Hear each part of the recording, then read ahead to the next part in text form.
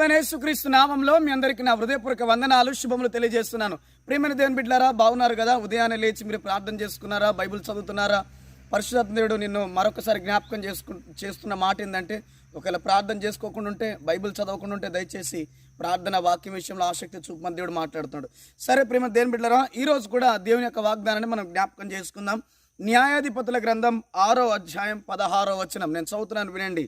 నేను నీకు తోడయుందును గనుక ఒకే మనుష్యుని హతం చేసినట్లు మిద్యానీలను నువ్వు హతం చేయుదవని సెలవిచ్చాను. ఆమేన్, హల్లెలూయా. ప్రియమైన సహోదరి సహోదరుడా, దేవాది దేవుడు గిద్యోనుతో మాట్లాడుతున్న మాట ఏంటిదంటే, నేను నీకు తోడై ఉన్నాను కాబట్టి భయపడద్దు అని మాట్లాడుతున్నాడు. ఆమేన్. గిద్యోనుకున్న మెయిన్ ఒక భయము, పిరికితనం, ఆందోళన, కన్ఫ్యూజ్ ఏంటంటే, ఆయన మిద్యానులు అంటేనే వణికిపోతున్నాడు బిడ్డలారా.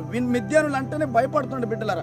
మిద్యానులు అంటేనే పారిపోతున్నాడు బిడ్డలారా. మిద్యానులు అంటేనే దాక్కుండా అనుభవం బిడ్డలారా. కానీ దేవుడు అంటున్నాడు, నువ్వెందుకు మిద్యాలను చూసి భయపడుతున్నావు? మిద్యానుల సంఖ్య ఇసుక రేణువుల కంటే ఎక్కువగా ఉందేమో, కానీ నేను నీకు ఎలాంటి బలం ఇవ్వబోతున్నట్టు గిద్యోను ఒక మనుషుని హతం చేసినట్టుగా నువ్వు ఆ మిద్యాను సైన్యమంతటి నువ్వు హతం చేస్తావు, అంతటి బలాన్ని నేను ఇస్తానంటున్నాడు. ఆమె దేవుడి రోజు నీతో మాట్లాడుతున్న మాట ఏంటంటే, నువ్వు దేన్నైతే చూసి భయపడుతున్నావో దాని మీద నీకు విజయం ఇస్తున్నానని మాట్లాడుతున్నాడు. ఆమేన్, హల్లెలూయా. చూడు, మిద్యాన్ అంటే భయపడినాడు, కానీ దేవుడు 300 మందితో తీసుకెళ్లి 300 మందితో మిద్యానులందరినీ హతమార్చే అటువంటి గొప్ప అభిషేకాన్ని, ధైర్యాన్ని, కృపను గిద్యోనికి ఇచ్చిన ప్రేమ దేవుని బిడ్డలారా. హల్లెలూయా.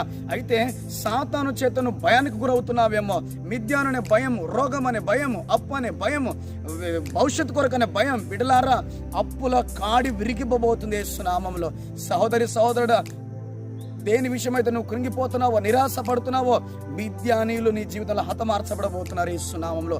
ఇదిగో గిద్యోనికి తోడైన దేవుడు నీతో మాట్లాడుతున్నాడు. భయంతో దాక్కున్నావేమో, నిరాశతో దాక్కున్నావేమో, చనిపోతున్న భయంతో ఇన్ని రోజులు మిద్యానుకు భయపడి దాక్కున్న అనుభవంలో ఉన్నావేమో.